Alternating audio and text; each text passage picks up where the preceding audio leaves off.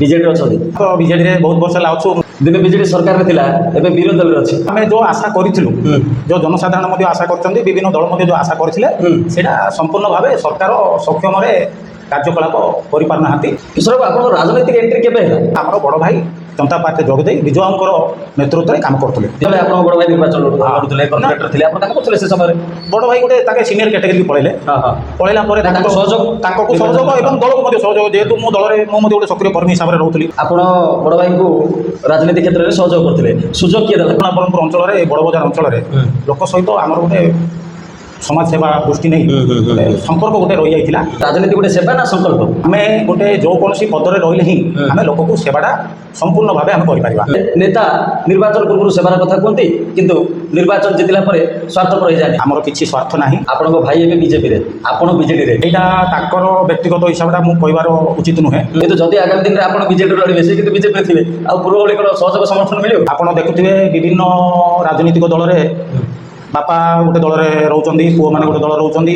ବଡ଼ ବଜାର ଅଞ୍ଚଳ, ସହରର ଗୋଟେ ବ୍ୟସ୍ତବହୁଳ ଅଞ୍ଚଳ। ଦକ୍ଷିଣ ଓଡ଼ିଶା ଯେତିକି ଆମର ଜିଲ୍ଲା ଅଛି ସବୁ ବ୍ରହ୍ମପୁର ସହର ଉପରେ ନିର୍ଭର କରେ। ଟ୍ରାଫିକ୍ ହେଉଛି ସବୁଠୁ ଗୋଟେ ବଡ଼ ସମସ୍ୟା ଏ ଅଞ୍ଚଳରେ। ତାର ସମାଧାନ ପାଇଁ ଆପଣ କିଛି ଗୋଟେ ଯୋଜନା କଲେ ନା ନାହିଁ? ପୁରୁଣା ଅଞ୍ଚଳରେ ଟିକେ ଗଳିମଳି, ଟିକେ କଞ୍ଜେଷ୍ଟେଡ୍ ଏରିଆଟା, ସ୍ଥାୟୀ ପାର୍କିଂ ବ୍ୟବସ୍ଥା, ଏ ଉପରେ ଆପଣ କେବେ ଆଲୋଚନା କରିଛନ୍ତି କି? ଫିଲ୍ଡ ଭିଜିଟ୍ କରିକି ଆମେ ଗୋଟେ ଜାଗା ବି ଚିହ୍ନଟ କରିଛୁ ଏହି ପାର୍କିଂ ବିଷୟକୁ ନେଇ। କର୍ପୋରେଟର ଭାବେ ଆପଣଙ୍କର ସବୁଠୁ ବଡ଼ ସଫଳତା କ'ଣ? ଲୋକମାନଙ୍କର ଯେଉଁ ପ୍ରତିଶୋଧ ଦେଇଥିଲି ସେଠାରେ ମୁଁ ସକ୍ଷମ ହେଇଛି। ଆପଣ ଡେପୁଟି ମେୟର ରେସ୍ରେ ଥିଲେ, କିନ୍ତୁ କିଏ ପତାକା କାଟିଥିଲା? ସେତେବେଳକୁ ଜିଲ୍ଲା ସଭାପତି ଆମର ଚାଉ ବାବୁ ଥିଲେ, ଆମର ବିଧାୟକ ବିକ୍ରମ ବାବୁ ଥିଲେ ଏବଂ ଆମର ସାଂସଦ ଚନ୍ଦ୍ରଶେଖର ସାହୁ ବାବୁ ଥିଲେ। ଏବେ ବ୍ରହ୍ମପୁର ବିଜେଡିରେ ଗୋଷ୍ଠୀ ବିବାଦ ଅଛି କି? ଏତୁଟା କର୍ପୋରେଟର ମାନଙ୍କର ଗୋଟେ ସ୍ୱାର୍ଥ ଦୃଷ୍ଟି, ଗୋଟେ ଦଳର କିଛି ଆଦେଶ ନଥାଇକିରି ତାଙ୍କମାନେ ଯେତେବେଳେ ଗୋଟେ ଡେପୁଟି ମେୟରକୁ ବଦଳାଇବା ବୋଲି ଗୋଟେ ଆଲୋଚନା ଯେତେବେଳକୁ ଆମର ଆସିଥିଲା। ରାଜନୀତିରେ ପରିବାରବାଦ ଚର୍ଚ୍ଚାକୁ ଆପଣ କେମିତି ଦେଖୁଛନ୍ତି? ତାପରେ ମୋର କିଛି ସେମିତି କହିବାର କିଛି ନାହିଁ। ନମସ୍କାର, ନ୍ୟୁଜ୍ ୱିଥ୍ ଅସିତକୁ ସ୍ୱାଗତ। ଆଜି ଆଲୋଚନାରେ ମୋ ସହ ଯୋଡ଼ି ହେଉଛନ୍ତି ବ୍ରହ୍ମପୁର ମହାନଗର ନିଗମର କର୍ପୋରେଟର ଟି କିଶୋର ପାତ୍ର। କିଶୋର ବାବୁ, କାର୍ଯ୍ୟକ୍ରମକୁ ଆପଣଙ୍କୁ ସ୍ୱାଗତ। ଧନ୍ୟବାଦ। ଭଲ ଅଛନ୍ତି? ଠିକ୍ ଅଛି। ଟି କିଶୋର ପାତ୍ର ମାନେ ଟିଟା କ'ଣ? ଟିଟା ହେଉଛି ଆମର ଟାଇଟେଲ୍, ତୁତିକା। କିଶୋର କୁମାର ପାତ୍ର ହେଉଛି ନାଁଟା। ମାନେ ଆପଣଙ୍କର ବଂଶରେ ମାନେ ଟିଟା ସବୁ ସମସ୍ତଙ୍କ ନାଁ ଆଗରେ ଲାଗେ? ହଁ, ସମସ୍ତଙ୍କର ନାଁରେ ତୁତିକାଟା ଆମର ରହିବ। ଆମର କିଶୋର କୁମାର ପାତ୍ର ଆମର ସେଇଟା ଜେନେରାଲି ନାଁଟା ଯେମିତି ଆପଣଙ୍କର ଯେମିତି ଅଛି ଆପଣଙ୍କର ପଣ୍ଡା ବେଲି ଯେମିତି ଆପଣଙ୍କର ଟାଇଟେଲଟା, ସେମିତି ଆମର ତୁତିକା ହେଉଛି ଟାଇଟେଲଟା, କିଶୋର କୁମାର ପାତ୍ର ହେଉଛି ନାଁଟା। ବିଜେଡ଼ିରେ ଅଛନ୍ତି? ବର୍ତ୍ତମାନ ଆମର ତ ବିଜେଡ଼ିରେ ବହୁତ ବର୍ଷ ହେଲା ଅଛୁ। ମୁଁ ଆଜିକି ପାଖାପାଖି ମୋର ଭୋଟର ଯେବେ ମୋ ଲିଷ୍ଟରେ ନାଁ ଲାଗିଛି ସେବେଠୁ ମୁଁ ଗୋଟେ ପାର୍ଟିରେ ଆକ୍ଟିଭ ମେମ୍ବର ହିସାବରେ ବର୍ତ୍ତମାନ ପର୍ଯ୍ୟନ୍ତ ଦଳରେ, ଜନତା ଦଳକୁ ଧରିକିରି ବିଜୁ ଜନତା ଦଳ ପର୍ଯ୍ୟନ୍ତ ଦଳରେ ସକ୍ରିୟ ଗୋଟେ କର୍ମୀ ହିସାବରେ ମୁଁ ଅଛି। ଦିନେ ବିଜେଡି ସରକାରରେ ଥିଲା, ଏବେ ବିରୋଧୀ ଦଳରେ ଅଛି, ଫରକଟା କ'ଣ ଦେଖୁଛନ୍ତି? ଫରକ ଦେଖନ୍ତୁ, ସେତେବେଳକୁ ଆମର ଯେତେବେଳକୁ ଆମ ସରକାର ଆସିବା ସମୟରେ, ଯେତେବେଳକୁ 2000 ସାଲରୁ ଆମର ଯେଉଁ ସରକାର ଆରମ୍ଭ ହୋଇଥିଲା, ଦୀର୍ଘ 24 ବର୍ଷ ଆମର ଶାସନରେ ରହିଥିଲୁ। ସେ ସମୟରେ ମଧ୍ୟ ଆରମ୍ଭରେ ଯେତିକି ଆମର ରାଜ୍ୟର ବଜେଟ୍ ହେଉ କି ଯାହା ଡେଭଲପମେଣ୍ଟ କାର୍ଯ୍ୟକ୍ରମ ଆରମ୍ଭରେ ଟିକେ ସ୍ଲୋରେ ଥିଲା, ଗୋଟେ 2ଟା ଟର୍ମ। ତା ପରବର୍ତ୍ତୀ ରାଜ୍ୟର ଆର୍ଥିକ ସ୍ଥିତି ଏବଂ ସବୁ ଏମ୍ପ୍ଲୟମେଣ୍ଟ ସବୁ ଗୋଟେ ସାବାଡ଼ିବାରେ ଲାଗିଥିଲା। ସେମିତି ଗୋଟେ ଲଙ୍ଗ୍ ଟର୍ମ ନବୀନ ବାବୁଙ୍କର ସରକାର ଚାଲିବା ଲାଗି ବିଭିନ୍ନ ଡେଭଲପମେଣ୍ଟ କାମ ଆମେ ଦେଖିପାରିଲୁ। ବର୍ତ୍ତମାନ ଏବେ ଲୋକମାନଙ୍କର ବିଭିନ୍ନ ବିଷୟକୁ ଆଲୋଚନାକୁ ନେଇ ସରକାର ପରିବର୍ତ୍ତନ ହେଲା। ସେହି ପରିବର୍ତ୍ତନରେ ବର୍ତ୍ତମାନ ଆମେ ଯେଉଁ ଆଶା କରିଥିଲୁ, ଯେଉଁ ଜନସାଧାରଣ ମଧ୍ୟ ଆଶା କରିଛନ୍ତି, ବିଭିନ୍ନ ଦଳ ମଧ୍ୟ ଯେଉଁ ଆଶା କରିଥିଲେ, ସେଇଟା ସମ୍ପୂର୍ଣ୍ଣ ଭାବେ ସରକାର ସକ୍ଷମରେ କାର୍ଯ୍ୟକଳାପ କରିପାରୁନାହାନ୍ତି। ଆଉ ଲୋକ ମଧ୍ୟ ବର୍ତ୍ତମାନ ଏହି ସରକାର ଉପରେ ଅସନ୍ତୁଷ୍ଟ ମଧ୍ୟ ପ୍ରକାଶ କରୁଛନ୍ତି। କିଶୋର ବାବୁ, ଆପଣଙ୍କର ରାଜନୈତିକ ଏଣ୍ଟ୍ରି କେବେ ହେଲା? ଦେଖନ୍ତୁ, ଆମର ପରିବାର କଥା ମୁଁ କହିବି ଆପଣଙ୍କୁ ପ୍ରଥମେ। ଆମର ପରିବାର ଜନତା ପାର୍ଟିରୁ ଧରିକିରି ଯେଉଁ ଜୟପ୍ରକାଶ ନାରାୟଣଙ୍କର ନେତୃତ୍ୱରେ ଯେଉଁ ଜନତା ପାର୍ଟି ଗଠନ ହୋଇଥିଲା 1977 ଦଶକ ଟାଇମ୍ରେ, ସେ ସମୟରେ ଆମର ପରିବାରରୁ ଆମର ବଡ଼ ଭାଇ ଜନତା ପାର୍ଟିରେ ଯୋଗ ଦେଇ ବିଜୁ ବାବୁଙ୍କର ନେତୃତ୍ୱରେ କାମ କରୁଥିଲେ। ଟି ଗୋପୀ ବାବୁ। ଆମର ପରିବାର ରାଜନୀତି ସେଇଭଳି ଚାଲିକି ତାଙ୍କେ ବହୁତ ଇଲେକ୍ସନ୍ ଲୋକାଲରେ ଆମର କାଉନସିଲର ଇଲେକ୍ସନ୍ ବହୁତ ତାଙ୍କେ 4-5 ଥର ଫେସ୍ କରିଥିଲେ। ଯେହେତୁ ଆମର ବ୍ରହ୍ମପୁର ସହରରେ କଂଗ୍ରେସର ଗଡ଼ ଥିଲା, ସେ ସମୟରେ ତାଙ୍କେ ବହୁତ ଅଳ୍ପ ଲୋକ ଭିତରେ ସେଇ ଜଣ ବିରୋଧୀ କଂଗ୍ରେସ ମାନେ ଏଣ୍ଟି କଂଗ୍ରେସ ରାଜନୀତିରେ ସକ୍ଷମ ଥିଲେ। ବ୍ରହ୍ମପୁର ସହରରେ ଦୀର୍ଘ 45 ବର୍ଷ ହେଲା ତାଙ୍କେ ରାଜନୀତିରେ ରହିଥିଲେ ବିଜୁ ଜନତା ଦଳରେ। ମୁଁ ଗୋଟେ ସକ୍ରିୟ କର୍ମୀ ହିସାବରେ ଆକ୍ଟିଭ ପାର୍ଟ ନେଇ ମୋର ପାଠପଢ଼ା ସବୁ ଦେଖା ଚାଲୁଥିଲା।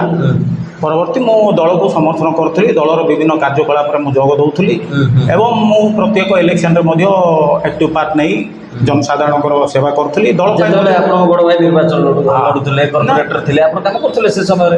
ବଡ଼ ଭାଇ ଗୋଟେ ତାଙ୍କେ ସିନିୟର କ୍ୟାଟେଗୋରୀକି ପଳେଇଲେ। ପଳେଇଲା ପରେ ତାଙ୍କୁ ସହଯୋଗ ଏବଂ ଦଳକୁ ମଧ୍ୟ ସହଯୋଗ, ଯେହେତୁ ମୁଁ ଦଳରେ ମୁଁ ମଧ୍ୟ ଗୋଟେ ସକ୍ରିୟ କର୍ମୀ ହିସାବରେ ରହୁଥିଲି, ତେଣୁ ତାଙ୍କେ ଗୋଟେ ସିନିୟର ଲିଡର ହିସାବରେ ତାଙ୍କେ ପରିଣତି ହୋଇଗଲେ। ମୁଁ ଏ ଅଞ୍ଚଳର ବିଭିନ୍ନ ଆମକୁ ଯେଉଁ ଲୋକମାନଙ୍କର ସମ୍ପର୍କ ରହିଥିଲା ବିଭିନ୍ନ ଆଖାପାଖି ଆମର ୱାର୍ଡ଼ ଅଞ୍ଚଳ ପାଖାପାଖିରେ ମୁଁ ଏସବୁ ଦାୟିତ୍ୱ ବୁଝାବୁଝି କରୁଥିଲି, ତାଙ୍କୁ ସହଯୋଗ ମଧ୍ୟ କରୁଥିଲି ଏବଂ ଦଳରେ ସବୁ କାର୍ଯ୍ୟକ୍ରମରେ ମଧ୍ୟ ମୁଁ ଯୋଗଦାନ କରୁଥିଲି। ଆପଣ ବଡ଼ ଭାଇଙ୍କୁ ରାଜନୀତି କ୍ଷେତ୍ରରେ ସହଯୋଗ କରିଥିଲେ, ସୁଯୋଗ କିଏ ଦେଲା କହିଦେବେ? ଦେଖନ୍ତୁ, ଆମର ବ୍ରହ୍ମପୁର ସହରରେ ଯେତେବେଳକୁ ଆମର 27ଟା ୱାର୍ଡ଼ ଥିଲା, ସେ ସମୟରେ ଆମକୁ ଆମର ଏହି ଅଞ୍ଚଳକୁ ନେତୃତ୍ୱର ଦାୟିତ୍ୱ ଆମର ବଡ଼ ଭାଇ ଟି ଗୋପୀ ଭାଇଙ୍କୁ ମିଳୁଥିଲା। ସେ ସମୟରେ ଆମେ ଏପଟର ଯେତେବେଳକୁ କ୍ୟାଣ୍ଡିଡେଟ୍ ବାଛିବା ବିଷୟରେ ହେଉ କି ଟିକଟର ମାନେ କାହାକୁ ଦେବା କ'ଣ ଆଲୋଚନା ବିଷୟରେ ସବୁ କମିଟିରେ ଆଙ୍କେ ରହି ନିଷ୍ପତ୍ତି ମଧ୍ୟ ନେଉଥିଲେ। ସେହିପରି ଆମର ପରିବାର ଗୋଟେ ବ୍ରହ୍ମପୁର ସହରରେ ଏବଂ ଆମର ପୁରୁଣା ବ୍ରହ୍ମପୁର ଅଞ୍ଚଳରେ ବଡ଼ ବଜାର ଅଞ୍ଚଳରେ ଲୋକ ସହିତ ଆମର ଗୋଟେ ସମାଜ ସେବା ଦୃଷ୍ଟି ନେଇ ସମ୍ପର୍କ ଗୋଟେ ରହିଯାଇଥିଲା। ଆମକୁ ଦଳ ଯେକୌଣସି ବ୍ୟକ୍ତିକି ଆମ ଟିକଟ ପାଇଁ ଆମେ ରିକମେଣ୍ଡ କଲେ ମଧ୍ୟ ସେ ଲୋକ ଟିକଟ ପାଉଥିଲେ। ତେଣୁକରି ମୋର ଆଦର୍ଶ ନବୀନ ବାବୁ ଏବଂ ବିଜୁ ପଟ୍ଟନାୟକ। ମାତ୍ର ମୁଁ ରାଜନୀତି ଆମର ଭାଇଙ୍କର ନିର୍ଦ୍ଦେଶକ୍ରମେ ହିଁ ମୁଁ ଆମର ରାଜନୀତି ସକ୍ଷମରେ ଆସିଥିଲି। ମୁଁ ଭାବୁଛି ତାଙ୍କେ ମୋତେ ବିଜୁ ଜନତା ଦଳର ହାଇକମାଣ୍ଡକୁ ରାଜି କରେଇ ମୋ ପାଇଁ ଟିକଟ ତାଙ୍କେ କରେଇଥିଲେ। ଆପଣ ରାଜନୀତିକୁ ଆସିବା ପରେ କ'ଣ ଲାଗୁଛି ଯେ ରାଜନୀତି ଗୋଟେ ସେବା ନା ସଂକଳ୍ପ? ବହୁତ ଭଲ ପ୍ରଶ୍ନ ଅସିତ ବାବୁ। ରାଜନୀତି ଦେଖନ୍ତୁ, ଏଇଟା ସଂକଳ୍ପ ନୁହେଁ, ଏଇଟା ଗୋଟେ ସେବା। ଆମେ ଗୋଟେ ଯେକୌଣସି ପଦରେ ରହିଲେ ହିଁ ଆମେ ଲୋକକୁ ସେବାଟା ସମ୍ପୂର୍ଣ୍ଣ ଭାବେ ଆମେ କରିପାରିବା। ଆମେ ବହୁତ ବର୍ଷ ହେଲା ସମାଜ ସେବା କରୁଛୁ, ଜନସାଧାରଣଙ୍କ ସେବା କରୁଛୁ। ଆମର ଏପଟେ ବିରୋଧୀ ଦଳରେ ଆମର ଏଇ ଅଞ୍ଚଳ ଥିଲେ ମଧ୍ୟ ଆମେ ଲୋକମାନଙ୍କର ସେବା କରି ଆସୁଥିଲୁ। ଯେଉଁ ଲୋକମାନଙ୍କର ଆମ ପ୍ରତି ଆଶା ଭରସା ଥିଲା ସେଇମାନେ ଆମ ପାଖକୁ ଆସୁଥିଲେ। ଆମେ ଦଳ କ୍ଷମତାରେ ଥାଉ ନଥାଉ, ଏ ଅଞ୍ଚଳର କର୍ପୋରେଟର କିମ୍ବା କାଉନସିଲର ଅନ୍ୟ ଦଳର ଥିଲେ ମଧ୍ୟ ଆମେ ଲୋକର ସର୍ଭିସ୍ କରି କରି ଆସୁଥିଲୁ। ତେଣୁକରି ଲୋକମାନଙ୍କର ସେବା ହିଁ ଆମକୁ ଆଜିର ଡେଟ୍ରେ ମୁଁ ଆପଣ ପାଖରେ ପ୍ରଥମ ଥର ପାଇଁ ମୁଁ ଆସିଲି ଯେଉଁ କର୍ପୋରେଟର ଭାବେ ମୁଁ 2022ରେ ନିର୍ବାଚିତ ହୋଇଥିଲି। ମୋର 2013ରେ ନିର୍ବାଚନ ହୋଇଥିଲା। ସେ ସମୟରେ ମୁଁ ଆଶା କରିଥିଲି ମୁଁ ମୋର ଅଞ୍ଚଳର ବାସୀ ଏବଂ ମୋର ବେଲବିସାରମାନେ, ମୋ ଜନସାଧାରଣମାନେ, ମୋର ପରିବାର ସଭ୍ୟମାନେ ସମସ୍ତେ ମୋତେ ତୁମେ ଯେଉଁ କି ଲୋକକୁ ସେବା କରୁଛ, ଲୋକର ସର୍ଭିସ୍ କରୁଛ, ସମାଜ ସେବାରେ ଅଛ, ଆଉ ତୁମେ ପ୍ରକୃତ ଜନକ୍ଷେତ୍ରକୁ ଆସ, ତୁମେ ଆହୁରି ତୁମକୁ ଟିକେ ସହଜ ହେବ ଲୋକକୁ ସେବା କରିବା ପାଇଁ। କିଶୋର ବାବୁ, ଅନେକ ସମୟର ଚର୍ଚ୍ଚା ହେଉଛି ଯେ ନେତା ନିର୍ବାଚନ ପୂର୍ବରୁ ସେବାର କଥା କୁହନ୍ତି, କିନ୍ତୁ ନିର୍ବାଚନ ଜିତିଲା ପରେ ସ୍ୱାର୍ଥପର ହୋଇଯାଆନ୍ତି। ଏ ଯେଉଁ ପ୍ରଶ୍ନ କି ଏ କଥା ଆପଣ କାନରେ ବାଜିଲାନି ନା? ନାଇଁ, ଏଇଟା ତ ଦେଖନ୍ତୁ, ଏଇଟା ସର୍ବସାଧାରଣ କଥା। ଜନସାଧାରଣ ଏଇ କଥାଟା ସ୍ୱାଭାବିକ କଥାଟା, ଏଇଟା ଜେନେରାଲି କଥା ହୁଏ କହିବେ। ବଟ୍ ମୋ ବିଷୟରେ ସେମିତି ଆପଣ ମଧ୍ୟ ମୁଁ ଆପଣ ସାମ୍ବାଦିକ ଭାଇମାନେ ଆପଣ ଅଛନ୍ତି, ବହୁତ ସାମ୍ବାଦିକ ଭାଇମାନେ ଅଛନ୍ତି ଏବଂ ଆପଣଙ୍କୁ ମଧ୍ୟ ମୁଁ କହୁଛି, ଜନସାଧାରଣ ମଧ୍ୟ ମୋ ଅଞ୍ଚଳର ଆପଣ ବୁଝିପାରିବେ ଆମର କିଛି ସ୍ୱାର୍ଥ ନାହିଁ। ଆମର ରାଜନୀତି କି ନୂଆ ବି ନାହିଁ, ଲୋକ ସହିତ ଯୋଡ଼ିବାର ବି ନୂଆ ନାହିଁ, କି ଆମେ ସମାଜ ସେବାରେ ମଧ୍ୟ ନୂଆ ନାହିଁ। ଦୀର୍ଘ ବର୍ଷ ହେଲା ଆମେ ରାଜନୀତି କରି ଆସୁଥିଲୁ। ବର୍ତ୍ତମାନ ଆମର ଯେହେତୁ ମୋ ପରିବାରର ଗୋଟେ ସଦସ୍ୟ ଗୋଟେ ସିନିୟର କ୍ୟାଟେଗୋରୀ କି ପଳେଇଲେ, ଗୋଟେ ବରିଷ୍ଠ ନେତା ହିସାବରେ ପରିଣତ ହୋଇଗଲେ, ହେଲେ ଆମକୁ ଗୋଟେ ପ୍ଲାଟଫର୍ମ ପାବ୍ଲିକ୍ ପ୍ଲାଟଫର୍ମ ଗୋଟେ ଦରକାର ଯେହେତୁ ଆମ ଲୋକମାନଙ୍କୁ ସେବା କରିପାରିବା। ଆଚ୍ଛା। ତେଣୁ ଆମର ଅଞ୍ଚଳର ଦାବି ଲୋକମାନଙ୍କର ଦାବିକୁ ନେଇ ମୁଁ ପ୍ରତ୍ୟେକ ରାଜନୀତିରେ ଜନକ୍ଷେତ୍ରକୁ ମୁଁ ଆସିଲି। ଆସିକିରି ମୁଁ ଯେଉଁ ସେବା କରିଥିଲି ଲୋକମାନଙ୍କୁ ଯେତେବେଳକୁ ମୁଁ ପଦରେ ନଥାଇବି ସେଇଟାର ଯେଉଁ ରିଜଲ୍ଟଟା ମଧ୍ୟ ଲୋକ ଜନସାଧାରଣ ମୋତେ ବ୍ରହ୍ମପୁର ସହରରେ ମୋତେ ପାଖାପାଖି 1500 ଭୋଟ ମାର୍ଜିନରେ ମୋତେ ଆମର ଅଞ୍ଚଳରେ ଯେଉଁ କର୍ପୋରେଟର ଭାବେ ମୁଁ 7 ନମ୍ବର ୱାର୍ଡ଼ରୁ ନିର୍ବାଚିତ ହେଲି। ମୁଁ ମୋ ଅଞ୍ଚଳବାସୀଙ୍କର ଚିରଋଣୀ ଏବଂ ମୋତେ ଯେଉଁଭଳି ଭାବେ ବିପୁଳ ସଂଖ୍ୟାରେ ଭୋଟ ଦେଇ ମୋତେ ଯେଉଁ ମୋ ଉପରେ ଆଶା ରଖିଥିଲେ ମୋତେ ଯେଉଁ ବିଜୟ ହାସଲ ମୁଁ କଲି ତେଣୁ ମୁଁ ଭାବୁଛି ମୋ ଲୋକମାନଙ୍କର ମୋ ଜନସାଧାରଣମାନଙ୍କର ସେବା ହିଁ ମୋତେ ଏହି ସ୍ଥାନକୁ ଆଣିଛି। କିଶୋର ବାବୁ ସତ କହିବେ ଆପଣଙ୍କ ଭାଇ ଏବେ ବିଜେପିରେ ଆପଣ ବିଜେଡ଼ିରେ ରାଜନୈତିକ ଚର୍ଚ୍ଚା କେମିତି ହେଉଛି? ଦେଖନ୍ତୁ ଏବେ ଏଇଟା ତାଙ୍କର ବ୍ୟକ୍ତିଗତ ହିସାବଟା ମୁଁ କହିବାର ଉଚିତ ନୁହେଁ। ଆଉ ଏଇଟା ଯେହେତୁ କିନ୍ତୁ ଯଦି ଆଗାମୀ ଦିନରେ ଆପଣ ବିଜେଡ଼ିରୁ ଲଢ଼ିବେ ସେ କିନ୍ତୁ ବିଜେପିରେ ଥିବେ ଆଉ ପୂର୍ବ ଭଳି କ'ଣ ସହଯୋଗ ସମର୍ଥନ ମିଳିବ? ଦେଖନ୍ତୁ ଗୋଟେ ପରିବାରରେ ହଁ ହଁ 2 ଭାଇ 4 ଭାଇ ରହୁଛନ୍ତି। ହଁ ଆପଣ ଦେଖୁଥିବେ ବିଭିନ୍ନ ରାଜନୈତିକ ଦଳରେ ବାପା ଗୋଟେ ଦଳରେ ରହୁଛନ୍ତି, ପୁଅମାନେ ଗୋଟେ ଦଳରେ ରହୁଛନ୍ତି, ଏମିତି ବିଭିନ୍ନ ରାଜନୀତିରେ ସବୁ ଦଳରେ ସେଗୁଡ଼ାକ ଚାଲୁଛି। ଆଉ ମୁଁ ଆମର ଭାଇଙ୍କର ଦୀର୍ଘ 45 ବର୍ଷ ରାଜନୀତି କ୍ୟାରିୟରରେ ତାଙ୍କେ ବିଜୁ ଜନତା ଦଳ ସହିତ ରହିଥିଲେ, ଜନତା ଦଳ ସହିତ ରହିଥିଲେ, ଜନତା ପାର୍ଟି ସହିତ ରହିଥିଲେ। କୌଣସି କାରଣରୁ ତାଙ୍କେ ଦଳ ପରିବର୍ତ୍ତନ କରିବାକୁ ବାଧ୍ୟ ହେଲା ସେଇଟା ତାଙ୍କର ବ୍ୟକ୍ତିଗତ ମତ। ସେଇଟା ମୁଁ ଆପଣଙ୍କର ଏଇ ପ୍ଲାଟଫର୍ମରେ କହିବାଟା ବି ଉଚିତ ନାହିଁ। ଆଚ୍ଛା। ଯେହେତୁ ମୁଁ ବିଜୁ ଜନତା ଦଳରେ ଗୋଟେ କର୍ପୋରେଟର ଭାବେ ଏବଂ ମୁଁ ଆମର ଅର୍ବାନ୍ ବ୍ୟାଙ୍କର ଡାଇରେକ୍ଟର ହିସାବରେ ମଧ୍ୟ ମୁଁ ନିର୍ବାଚିତ ହେଇଛି। ମୁଁ ଏଇ 2ଟା ପଦରେ ମୁଁ ବର୍ତ୍ତମାନ ଲୋକଙ୍କୁ ସେବା ଯୋଗାଉଛି ଏବଂ ମୁଁ ବିଜୁ ଜନତା ଦଳରେ ମୋର ଯେ କ୍ୟାରିୟର ଆରମ୍ଭରୁ ମୁଁ ପାଖାପାଖି 2004 ଦଶମରୁ ମୁଁ ପ୍ରାୟ ପାର୍ଟିରେ ଆକ୍ଟିଭ୍ ପାର୍ଟିରେ ରହିଛି। ବର୍ତ୍ତମାନ 20-22 ବର୍ଷ ହେଲା ମୁଁ ପାର୍ଟିରେ ଆକ୍ଟିଭ୍ ପାର୍ଟିରେ ଅଛି। ବଟ୍ ଗୋଟେ ଆକ୍ଟିଭ୍ ମେମ୍ବର ହିସାବରେ ମାତ୍ର 25-30 ବର୍ଷ ପାଖାପାଖି ହେବ ମୁଁ ଦଳ ସହିତ ଯୋଡ଼ି ରହିଥିଲି। ଆଉ ମୁଁ ମୋ ଦଳ ପାଇଁ ମୁଁ ଯାହା ମୋର ହାଇକମାଣ୍ଡ ଆମର ଯେଉଁ ଦଳ ତରଫରୁ ଯାହା ନିର୍ଦ୍ଦେଶ ଆସିବ ମୁଁ ଦଳରେ ଗୋଟେ ସକ୍ରିୟ କର୍ମୀ ହିସାବରେ ମୁଁ ମୋର ସମ୍ପୂର୍ଣ୍ଣ ଭାବେ ମୋ କର୍ତ୍ତବ୍ୟ ମୁଁ କରି ଆସେ। ବଡ଼ବଜାର ଅଞ୍ଚଳ ସହରର ଗୋଟେ ବ୍ୟସ୍ତବହୁଳ ଅଞ୍ଚଳ, ଏଠି ବଡ଼ ସମସ୍ୟା କ'ଣ ଆପଣ କହିଦିଅନ୍ତୁ? ବଡ଼ବଜାର ଅଞ୍ଚଳ ଏବଂ ବ୍ରହ୍ମପୁର ସହର ଏଇଟା ଗୋଟେ ବ୍ରହ୍ମପୁର ସହର ହେଉଛି ଆମର ଗୋଟେ ଐତିହାସିକ ସହର। ଏହି ସହର ବାଣିଜ୍ୟ ବ୍ୟବସାୟୀ ଗୋଟେ ପେଣ୍ଠସ୍ଥଳୀ।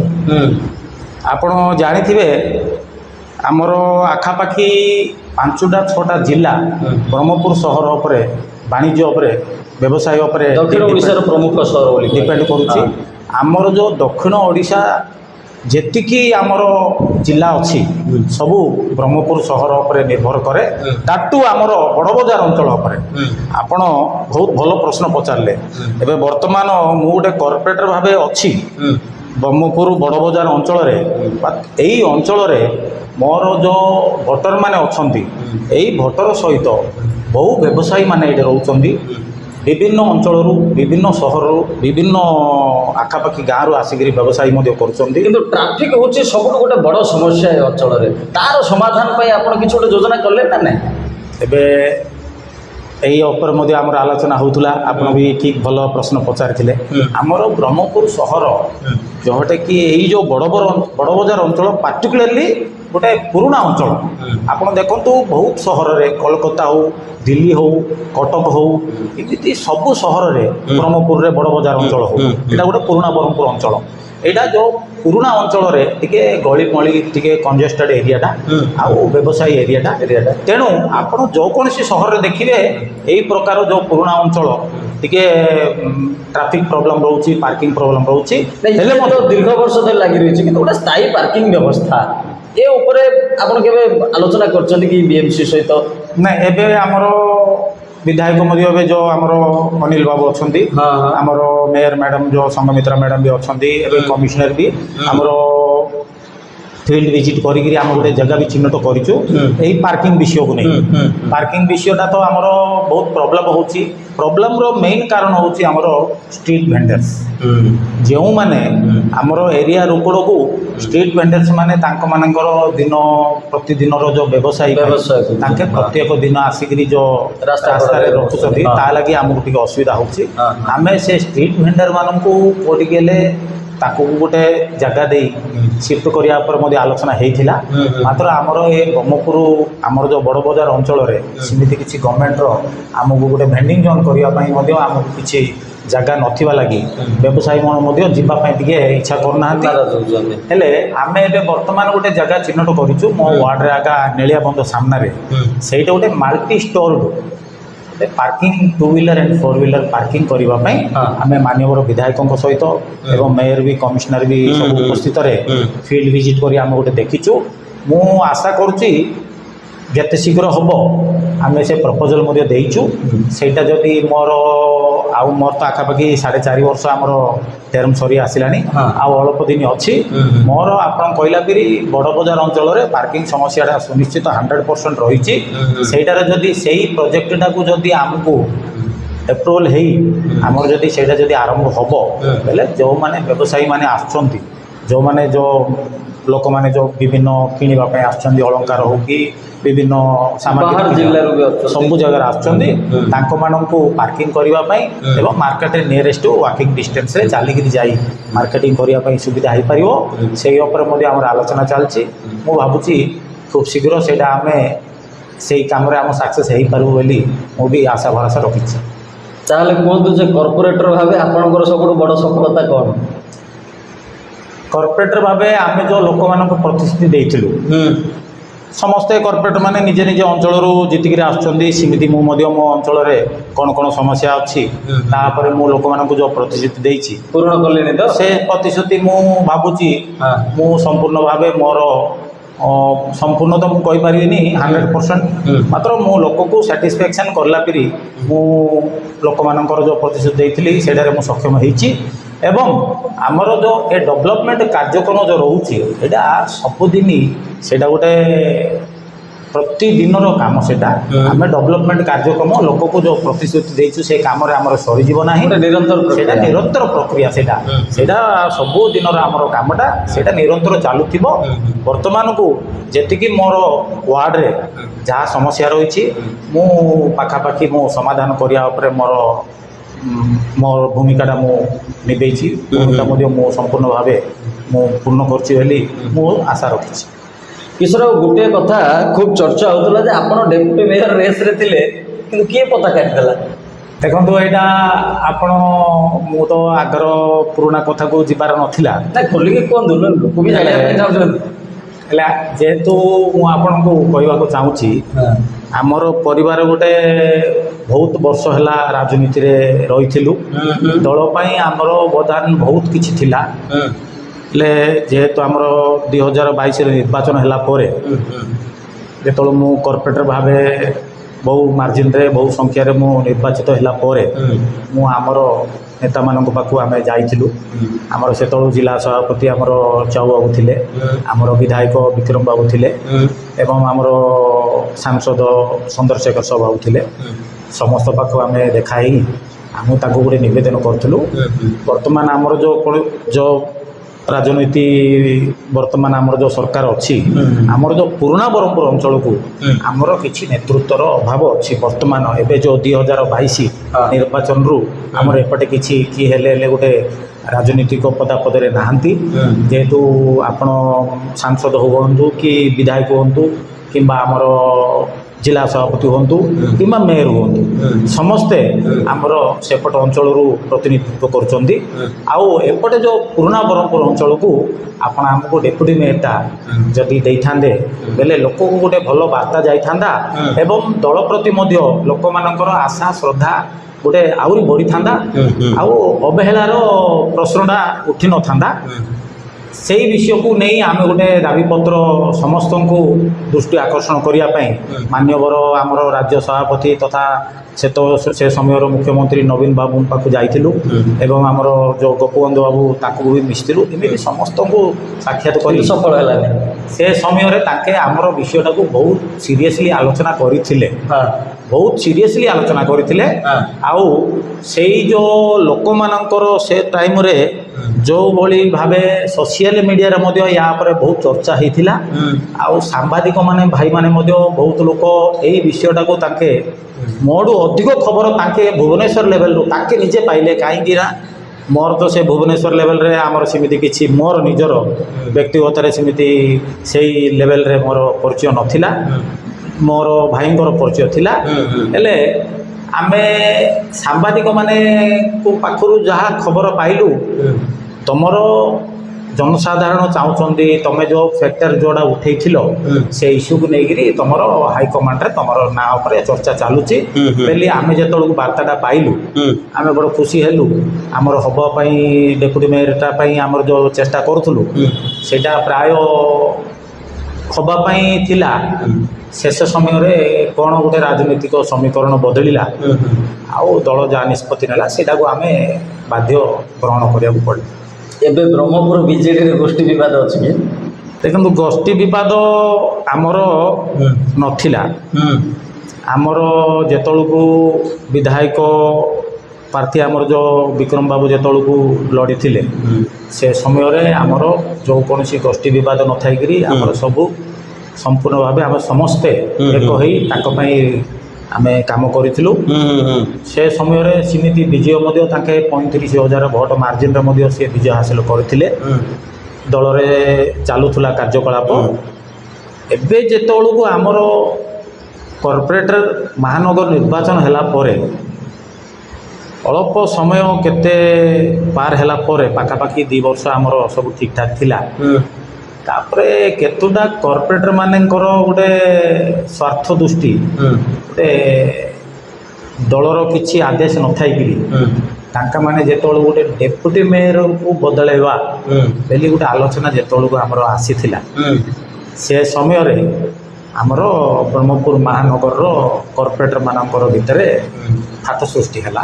ବିଏମ୍ସି ପୁରା ହୁଲସ୍ଥୁଲ ହେଲା ସେ ସମୟରେ। ସେଇଟା ତ ମୁଁ ପୁରା ଏଇଟା ଆପଣମାନେ ମୋଠୁ ଅଧିକ ଜାଣିଛନ୍ତି ଆଉ ଆଡ଼ୁ ଅଧିକ ମୁଁ କହିବାଟା ଉଚିତ ମୁଁ ଭାବୁନାହିଁ। ଭବିଷ୍ୟତରେ ବିଜେଡ଼ିରେ ଆପଣଙ୍କ ରୋଡ଼ମ୍ୟାପ୍ କ'ଣ? ଦେଖନ୍ତୁ, ବିଜୁ ଜନତା ଦଳ ବର୍ତ୍ତମାନ ବିରୋଧୀ ଦଳରେ ଅଛି। ଆମର ଆଶା ଭରସା ସବୁ ନବୀନ ବାବୁଙ୍କ ଉପରେ ଅଛି। ନବୀନ ବାବୁଙ୍କର ନିର୍ଦ୍ଦେଶ, ନବୀନ ବାବୁଙ୍କର ନେତୃତ୍ୱ ଯେତିକି ଦିନ ପର୍ଯ୍ୟନ୍ତ ଆମ ଉପରେ ଅଛି ଆମେ ତାଙ୍କର ନେତୃତ୍ୱରେ ବିଜୁ ଜନତା ଦଳ ପାଇଁ କାମ କରିବା ପାଇଁ ପ୍ରସ୍ତୁତ ଅଛୁ। ରାଜନୀତିରେ ପରିବାରବାଦ ଚର୍ଚ୍ଚାକୁ ଆପଣ କେମିତି ଦେଖୁଛନ୍ତି? ପରିବାରବାଦ ରାଜନୀତି ତା ଉପରେ ମୋର କିଛି ସେମିତି କହିବାର କିଛି ନାହିଁ। ଆଚ୍ଛା, ଆପଣ ବୁଲାବୁଲି କରିବାକୁ ବୋଧେ ଖୁବ୍ ଭଲ ପାଆନ୍ତି? ମୋର ଆଜିର ଡେଟ୍ରେ ନାହିଁ। ମୁଁ ବାହାଘର ହେଇକରି ମୋର 20 ବର୍ଷ ହେଲା। ମୁଁ ପ୍ରତିବର୍ଷ ମୋ ଫ୍ୟାମିଲିକି ଧରିକିରି ଏଭ୍ରି ଇୟର୍, ଏବେ ନାହିଁ 2006ରେ ମୋର ବାହାଘର ହେଇଥିଲା, ଆଜିକି 20 ବର୍ଷ ହେଲା। ମୁଁ ପ୍ରତିବର୍ଷ ମୋର ଫ୍ୟାମିଲିକି ଧରିକିରି ଯେତେ ଯାହା ମୋର ବ୍ୟସ୍ତରେ ମୁଁ ରହିଲେ ମଧ୍ୟ ମୋ ପରିବାର ପାଇଁ ସମୟ ଦେଇ ମୁଁ ପିଲାମାନଙ୍କୁ ଧରିକିରି ସେଇଟା ପ୍ରତିବର୍ଷ ମୋର ଗୋଟେ ଟୁର୍ ମୁଁ ବୁଲାବୁଲି କରିକି ଆସେ। ଏଇଟା ଗୋଟେ ମୋର ଗୋଟେ ଆଗରୁ ଗୋଟେ ହବି ଭଳିଆ ଗୋଟେ ପର୍ସନାଲ ଗୋଟେ ଖୁସିର ମାନେ ଗୋଟେ ପ୍ରିୟ ସ୍ଥାନ କ'ଣ ଆପଣଙ୍କର ଯେଉଁଟାକୁ ଆପଣ ସର୍ବାଧିକ ଥର ଯାଉଛନ୍ତି ସେ ସ୍ଥାନ? ଦେଖନ୍ତୁ, ଆମର ଭାରତବର୍ଷରେ ଯେତିକି ଜାଗା ଅଛି, ଯେତିକି ଆମର ଟୁରିଷ୍ଟ ପ୍ଲେସେସ୍ ଅଛି, ଆମେ ଯେତେ ବୁଲିଲେ ମଧ୍ୟ ଆମର ଲାଇଫ୍ଟା ସରିବ ନାହିଁ। ବଟ୍ ମୁଁ ଆମର ପରିବାର ଏତେ ଜାଗା ଯାଇଛୁ। ମୁଁ ଭାରତବର୍ଷରେ ବହୁ ଟୁରିଷ୍ଟ ଜାଗା ମୁଁ ବୁଲିଛି। ରାଜସ୍ଥାନ ହୁଅନ୍ତୁ କି ଆମର ଦିଲ୍ଲୀ ହଉ କିମ୍ବା ପଞ୍ଜାବ ହଉ କିମ୍ବା କୋଲକାତା ହଉ, ମାଦ୍ରାସ ହଉ, ବାଙ୍ଗାଲୋର ହଉ, ବମ୍ବେ ହଉ, ଗୋଆ ହଉ, ଏମିତି ସବୁ ବିଭିନ୍ନ ହାଇଦ୍ରାବାଦ ହଉ, ସବୁ ବିଭିନ୍ନ ସହର ବୁଲିଛି। ମାତ୍ର ମୋତେ ସବୁଠୁ ଭଲ ଲାଗିଲା ସିକିମ୍। ସିକିମ୍। ମୁଁ ଏଇ କଥା ଏଥିପାଇଁ ପଚାରିଲି, ଯେ ଆପଣ ଦେଶର ବିଭିନ୍ନ ସହରକୁ ଯାଉଛନ୍ତି ସେଠି ଯେଉଁ ବିକାଶର ମଡେଲ ଦେଖୁଛନ୍ତି କେବେ ଗୋଟେ ମନ ହେଇନି ଯେ ଗଞ୍ଜାମ ଜିଲ୍ଲା କିମ୍ବା ବ୍ରହ୍ମପୁର ସହରରେ ଏମିତି ଗୋଟେ କିଛି ହେଇଥାନ୍ତା ଭଲ ଲାଗିଥାନ୍ତା?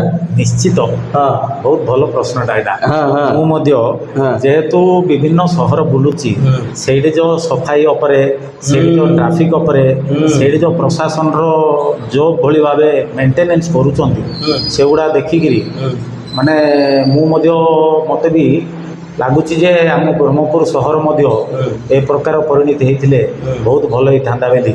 ମୁଁ ରିସେଣ୍ଟଲି ମଧ୍ୟ ମୁଁ ଆମର ମେୟର ମ୍ୟାଡ଼ାମକୁ ନୋଟିସ୍କୁ ଗୋଟେ ନେଇଥିଲି ଏ ବିଷୟ ଉପରେ ମଧ୍ୟ ତାଙ୍କ ସହିତ ଆଲୋଚନା କରିଥିଲି। ହେଲେ ଏବେ ସେଇ ବିଷୟଟା ଆମର ଆଲୋଚନା କରିବା ଲାଗି ମେୟର ବି କହିଛନ୍ତି ଆମେ ଦରକାର ଅଛି ବେଲେ ଏବେ ବର୍ତ୍ତମାନ ଆଉଥରେ ଆମେ ଗୋଟେ ଫିଲ୍ଡ ଭିଜିଟ୍ କରିବା। ଆମର ଗୋଟେ ଭଲ ମହାନଗର ଭାରତ ବର୍ଷରେ ଗୋଟେ ଭିଜିଟ୍ କରି ସେଇଠି ବିଭିନ୍ନ ଡେଭଲପମେଣ୍ଟ କେଉଁ ପ୍ରକାର ହେଉଛି କ'ଣ ହେଉଛି ସେଗୁଡ଼ାକ ଆମେ ଅଧ୍ୟୟନ କରିବା ଆସିବା ବୋଲି ଗୋଟେ ଏବେ ଆମେ ମେ ବି ଅଗଷ୍ଟ ସେପ୍ଟେମ୍ବରକୁ ପ୍ଲାନ୍ କରୁଛୁ। ମୁଁ ଯେଉଁ ବିଷୟଟା ଆପଣ ଯେଉଁ ପଚାରିଲେ ଏ ବିଷୟ ଉପରେ ମୁଁ ମ୍ୟାଡ଼ାମ୍ ଥିଲେ ଆମର ଯେଉଁ ମେୟର ମ୍ୟାଡ଼ାମ୍ ଥିଲେ ଆଲୋଚନା କରିଥିଲି। ମ୍ୟାଡ଼ାମ୍ ମୁଁ ବିଭିନ୍ନ ସହରକୁ ଯାଉଛି ସେ ସହରରେ ମୁଁ ଦେଖି ଆସୁଛି ମାନେ ବହୁତ କୌଣସି ନୂଆ ନୂଆ ଜିନିଷ ସେଇ କର୍ପୋରେସନ୍ ଇମ୍ପ୍ଲିମେଣ୍ଟ କରୁଛି ସେ ସବୁ ଆଇ ତାହିଁରେ କେତେ ମଧ୍ୟ ଆମେ ଏଇଟା ଇମ୍ପ୍ଲିମେଣ୍ଟ କରିବା ବୋଲି କଲେ ହେଲେ ସିଏ ତ ଯାଇନାହାନ୍ତି ସେ ବିଭିନ୍ନ ସହରରେ ତାଙ୍କେ ଦେଖିଲେ ତାଙ୍କ ମଧ୍ୟ ଗୋଟେ ଇଏ ହେବ ବୋଲି ଆମର ଗୋଟେ କମିଟି କରିକିରି ଆମେ ଯିବା ଯାଇକିରି ଆମେ ବି ଭିଜିଟ୍ କରି ପରବର୍ତ୍ତୀ ଆମେ ମଧ୍ୟ କ'ଣ କରିବା ସହର ପାଇଁ ବୋଲି ସେଇଟା ମଧ୍ୟ ତାଙ୍କ ପ୍ରତିଶ୍ରୁତି ଦେଇଛନ୍ତି। ଦେଖାଯାଉ ଆମର କମିଶନର ମ୍ୟାଡ଼ାମ୍ ସେ ପ୍ରୋଗ୍ରାମକୁ ଆମକୁ କେତେ ପର୍ଯ୍ୟନ୍ତ ଆମକୁ ମାନେ ସକ୍ସେସ୍ରେ କରିପାରିବେ ଆମକୁ ଯିବା ପାଇଁ ବୋଲି ଆମକୁ ଆଲୋଚନା ହେବ। କିନ୍ତୁ ଅନେକ ସମୟରେ କୁହାଯାଉଛି ଯେ ଫଣ୍ଡର ଅଭାବ ସୁନିଶ୍ଚିତ ଏଇଟା ଅଛି। ଏଇଟାକୁ କାହିଁକିନା ମୁଁ ଆପଣଙ୍କୁ ଫଣ୍ଡ ବିଷୟଟାକୁ ମୁଁ ପାର୍ଟିକୁଲାରଲି ମୁଁ କହିପାରିବି ଯେହେତୁ ମୁଁ ବ୍ରହ୍ମପୁର ମହାନଗର ନିଗମର ଗୋଟେ କମିଟିର ଚେୟାରମ୍ୟାନ୍ ଅଛି। ସେଇଟା ହେଉଛି tax finance and accounts committee chairman ଅଛି ମୁଁ।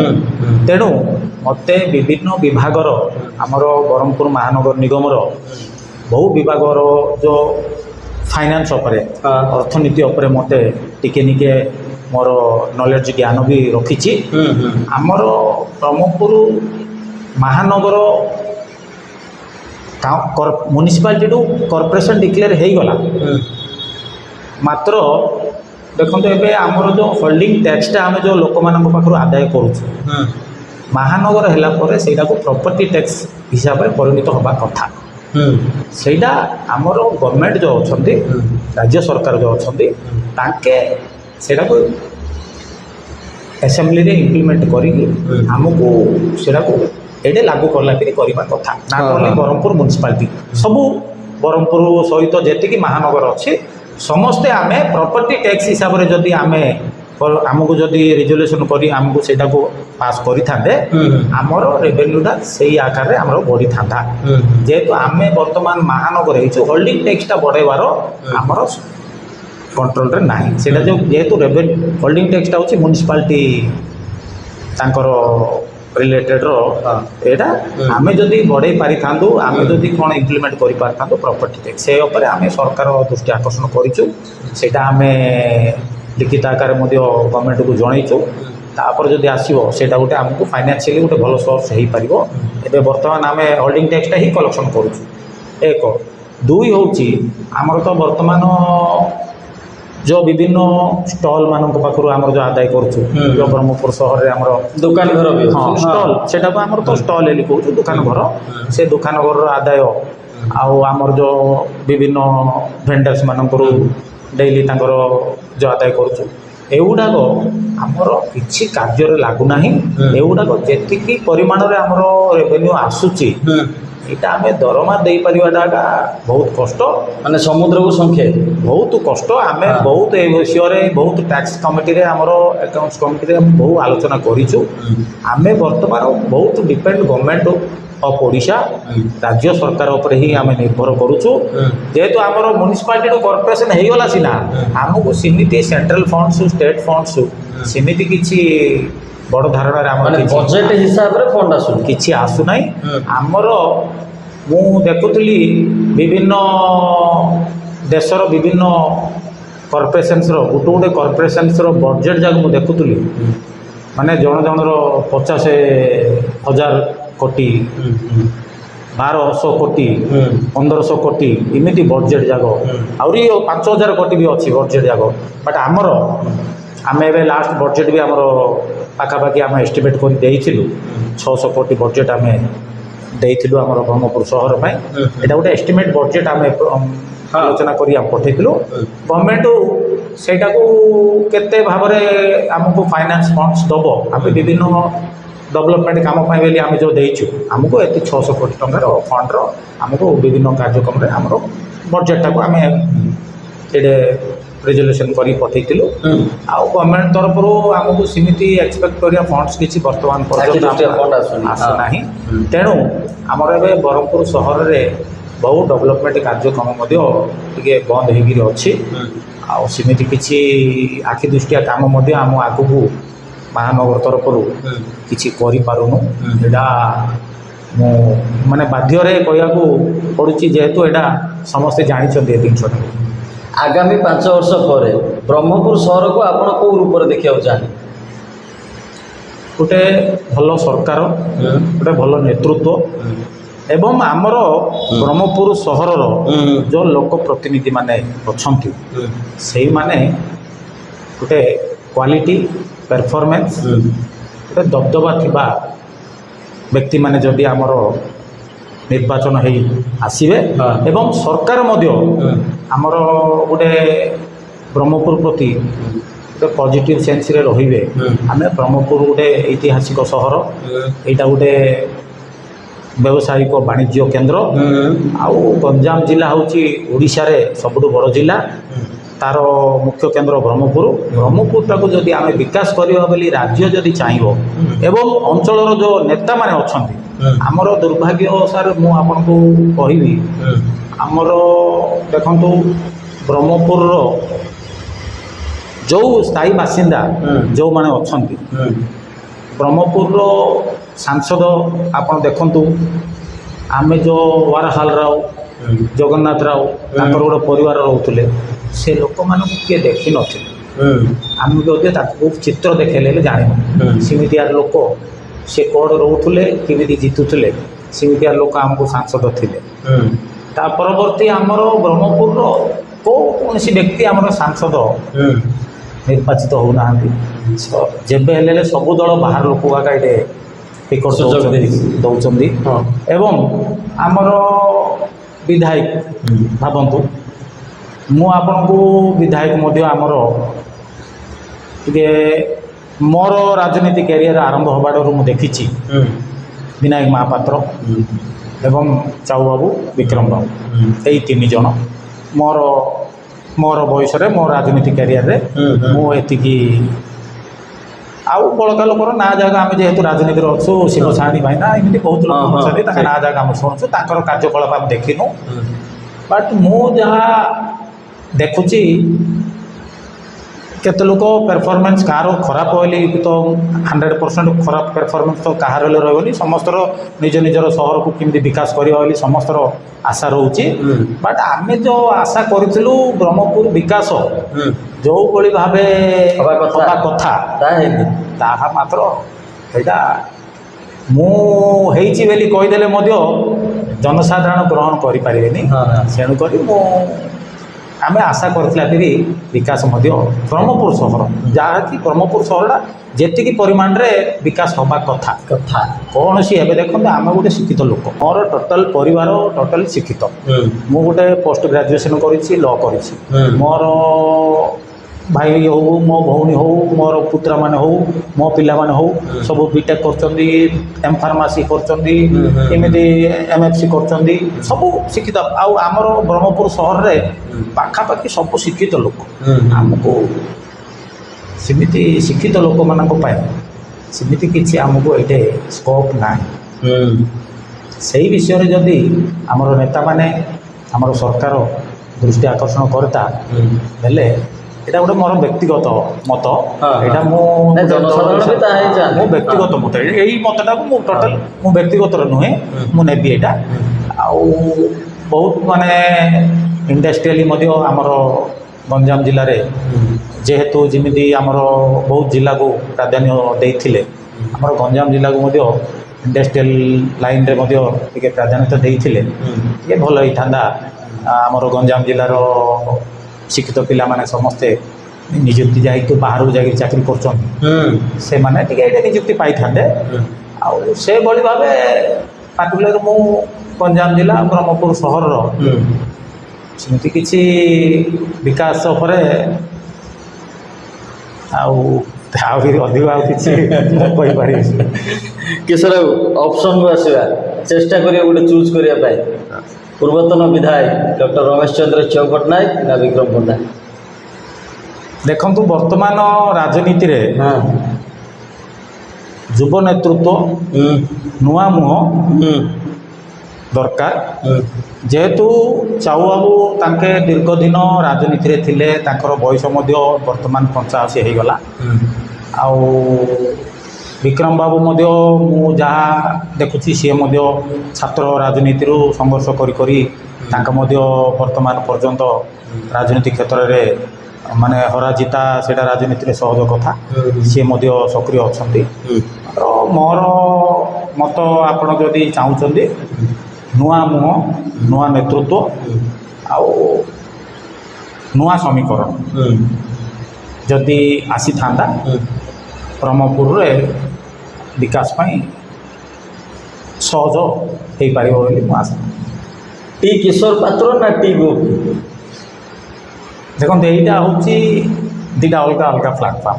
ପରିବାର ଗୋଟେ, ରାଜନୀତିରେ ଆମେ ପରିବାରକୁ ଆଣିବା ନାହିଁ। ତାଙ୍କର ପ୍ଲାଟଫର୍ମ, ତାଙ୍କେ ଭାରତୀୟ ଜନତା ପାର୍ଟିରେ ଅଛନ୍ତି। ମୋର ପ୍ଲାଟଫର୍ମ ହେଉଛି ମୁଁ ବିଜୁ ଜନତା ଦଳର ଅଛି।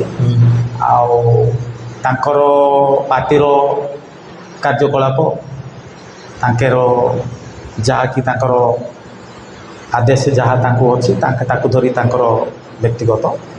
ଆଉ ମୋର କାମ, ମୋର ବିଜୁ ଜନତା ଦଳ ସହିତ ମୁଁ ଯୋଡ଼ି ରହିଛି। ମୁଁ ମୋର ବିଜୁ ଜନତା ଦଳର ମୋ ନେତାର ଆଦେଶ ମାନି ମୁଁ ଆଗକୁ ଯାଏ। ମେୟର ସଂଘମିତ୍ର ଦଳେଇ ନା ବିଧାୟକ କେ ଅନିଲ କୁମାର, ଆପଣଙ୍କ ପସନ୍ଦର ନେତା କ'ଣ? ଦେଖନ୍ତୁ, ଆମେ ଗୋଟେ ସକ୍ରିୟ କର୍ମୀ। ଆମର ଯେଉଁ ସମୟରେ ଦଳ ଯାହାକୁ ସେଇ ସ୍ଥାନରେ ବସେଇଲା, ସେଇ ଲୋକ ଆମର ନେତା।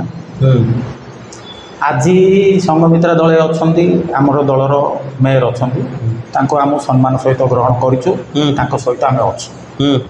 ଯେହେତୁ ଲୋକପ୍ରତିନିଧି ହିସାବରେ ଲୋକମାନେ କେ ଅନିଲ କୁମାରକୁ ବିଧାୟକ ଭାବେ ନିର୍ବାଚିତ କରୁଛନ୍ତି, ଲୋକମାନଙ୍କ ଜନ ଆଦେଶରେ ତାଙ୍କେ ଜିତିକିରି ଯାଇଛନ୍ତି। ତାଙ୍କର MLA ଯେଉଁଟାକି ସମ୍ମାନୀୟ ବିଧାୟକଙ୍କର ଯେଉଁ ପଦ, ସେ ପଦକୁ ଆମର ସମ୍ମାନଟା ସଦା ସର୍ବଦା ରହିବ। ଶେଷ ପ୍ରଶ୍ନ, ଯଦି ସୁଯୋଗ ମିଳେ ବିଜେପିକୁ ଯିବେ? ଦଳ ପରିବର୍ତ୍ତନର ପ୍ରଶ୍ନ ଉଠିବାର ନାହିଁ। ଯେହେତୁ ଆମର ଦଳ ବିଜୁ ଜନତା ଦଳ ଲୋକ ସହିତ ଥିଲା, ଲୋକ ସହିତ ଅଛି, ଆଉ ଆଗକୁ ମଧ୍ୟ ଆମର ନବୀନ ବାବୁଙ୍କର ନେତୃତ୍ୱରେ ଲୋକ ସହିତ ରହିବ। ଆମେ ନବୀନ ବାବୁଙ୍କ ସହିତ ଅଛୁ। ବହୁତ ବହୁତ ଧନ୍ୟବାଦ, ଆପଣ ଆମ ସହ ଆଲୋଚନା କଲେ।